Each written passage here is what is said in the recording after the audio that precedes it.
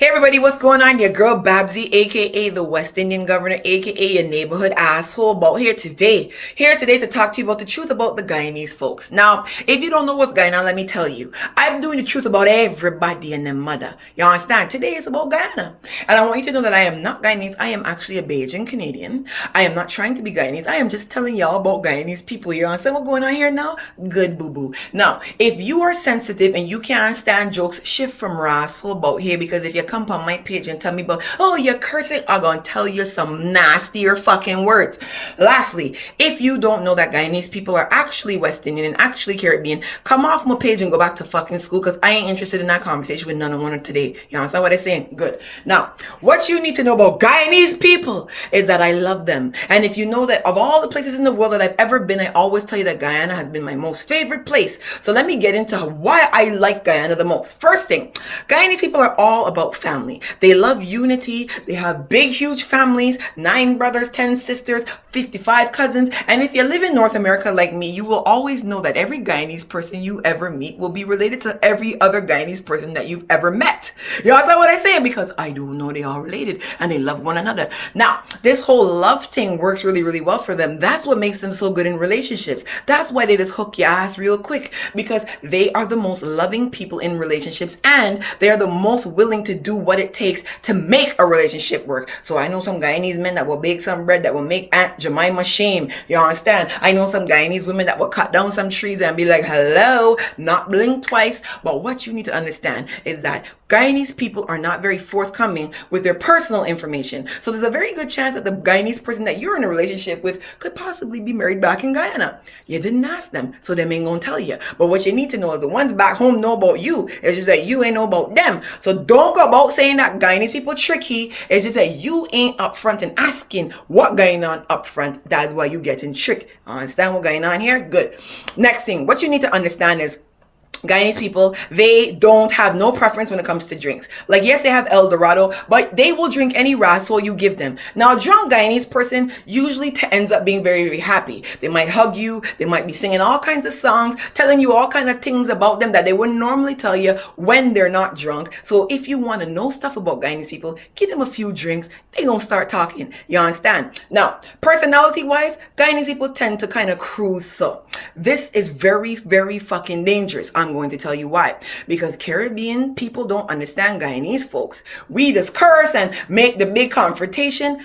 Guyanese people just plot against your raw soul. So what you need to know is if you get in an altercation with a Guyanese person, you see them very quiet, you better fucking pray to Jah, Allah, Rastafari, whoever the fuck it is, because you gonna left that place there, it ain't gonna be raining, and your ass gonna get struck by lightning. Because Guyanese people possess some sort of powers that I know nothing about. Some woman boiling something in Maheka, and I gonna tell you this, they gonna get your raw soul killed, and them ain't gonna blink twice. So I don't know if you know that cursing and these fighting thing, it ain't gonna work with the Guyanese. They're gonna smile against you and plot against your raw soul. Understand that. Now, the only Guyanese that you will really got to be afraid of verbally is the bullers in Guyana. Them bullers dangerous as cunt. Don't do it. You will need CPR. You will need to get hooked up to heart machine, heart palpitations.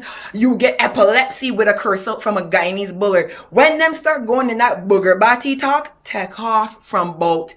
Dead, cause they gonna fuck up you and you ain't gonna make it. You understand what I mean? The rest of them just cruise easy, but a Guyanese bullet will fuck up you. Now, what you need to know is that Guyanese people, when they get pissed off to the point where they have to get violent, you gonna be fucked up, because they are very skilled with a machete. I don't know them that's cut cheese with a machete, them that's cut bread with a machete, them that's butter their bread with a machete. Man and woman know how to use machete. So when you go around a Guyanese woman talking about you gonna kick up this and that, she done got she fucking big knife down she bag and she gonna stab her ass. So you know. So don't fuck around these Guyanese people when it come to them and them knives, cause they gonna kill you. Now, some things you need to know. Guyanese people have mastered the art of Chinese food. I don't know what the hell they doing with this thing, but they take it from the Chinese and making it better than the Chinese. So the chow meins and all them thing, you're not going to find a chow mein done better than any Guyanese person on the entire planet. You understand? So now we know they cook good, they sex good, they treat you good, but they got knife and they will stab your asshole. Now, before I go, I want to say a few things about Guyanese. You all will be talking about them and laughing at them when you see them came in your country because you're like, oh, 500 of them live in one house. Let me give you a little math lesson. Let's use the Americas for example.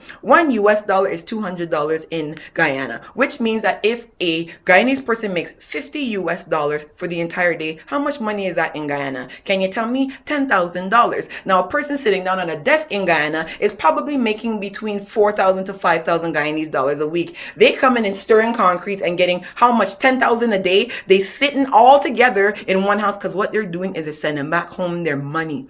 Them buying land, them building them house, and them outsmarting fucking you because you taking you money and buying Remy Rasso here and you ain't got a pot to piss in and you're looking down upon Guyanese. In about 2 years, them gonna got half of Bartaka fucking own. You hear what I tell you? Don't get tied up. Next thing, don't take instructions and directions from no Guyanese person because every motherfucking place close. These people tell me, oh, you're going Linden. Linden ain't close. Linden ain't far. When I in the car for about 5 days, God bless. Guyana big as Rasso, you know.